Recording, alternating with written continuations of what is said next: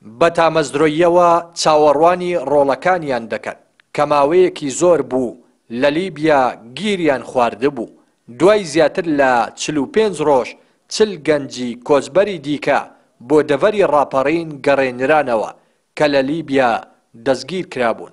کەسوکارەکانیان دڵخۆشن بە شادبوونەوە بە ڕۆڵەکانیان.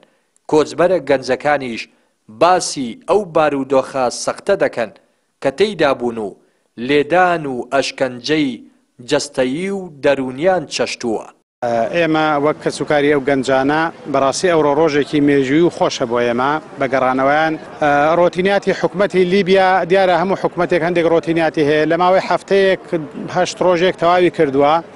بەڵام قونسڵخانەی عراق بە تایبەتی و دکتۆر ئەحمەد سەحافە بەڕاستی زۆر ئەزیەتیدا و ڕێگرا و وەزعیان بەڕاستی زۆر ناڕەحەتن، زۆر ناخۆشە لە ناو سەجندان خواردنیان کەم بۆ جگە لەوەش ئێمە وەکو کەسوکار وەکو دایک و باوک بەڕاستی لە میحنەتدا بووین، شەو ڕۆژ بە داڵغە و بە خەم و خەفەتی و منداڵانەوە بووین. لە 15 سزدا وەڵی ڕەوشیان زۆر خراپ، وازیان باش نەبوو، وەکو پێویست خواردن نەبوو، جیان هەو نەبوو، کوڕە لێیان دابوون، ینی وەڵی وازیان زۆر خراپ. ئەوزار ئەو ماوەی تەلەفۆنی کرد بە مردنی کوڕی کاگاسۆی، ئەنی زۆر ناڕەحات بووین. ئێستاش کوڕەکەم دێتەوە زۆر دڵخۆشم بەس بەوانێکی ئەو کوڕی کاگاسۆی زۆر دڵ ناڕەحاتە. بەڕاستی ڕۆژمان زۆر ناخۆش بوو.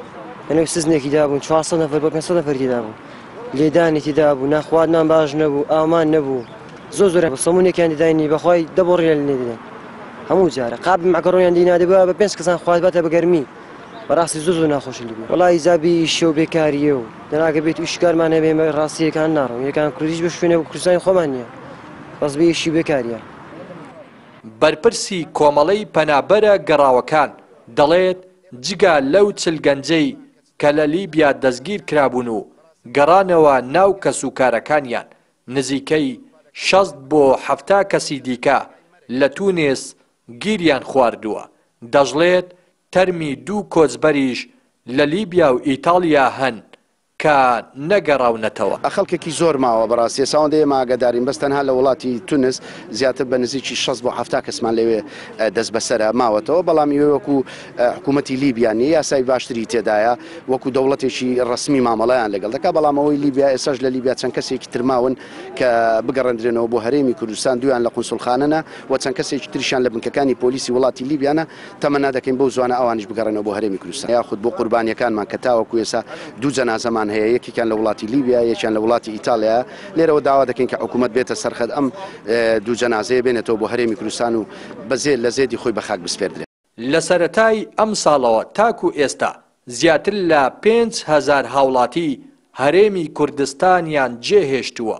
لەو ڕێژەیەش نزیکەی 1100 کەسیان خەڵکی دەڤەری ڕاپەڕینن. هۆکاری سەرەکی کۆچی گەنجان و گرتنەبەری ڕێگای جۆراوجۆر و پڕ مەترسی بۆ گەیشتن بە وڵاتانی ئەوروپا بۆ دابینکردنی گوزەران و ئایندەیان، نەبوونی دەرفەتی کار و خەمساردی و بێباکی دەسەڵاتدارانە. ڕێناس ئەرسەلان، کەناڵی پەیام ڕانیە.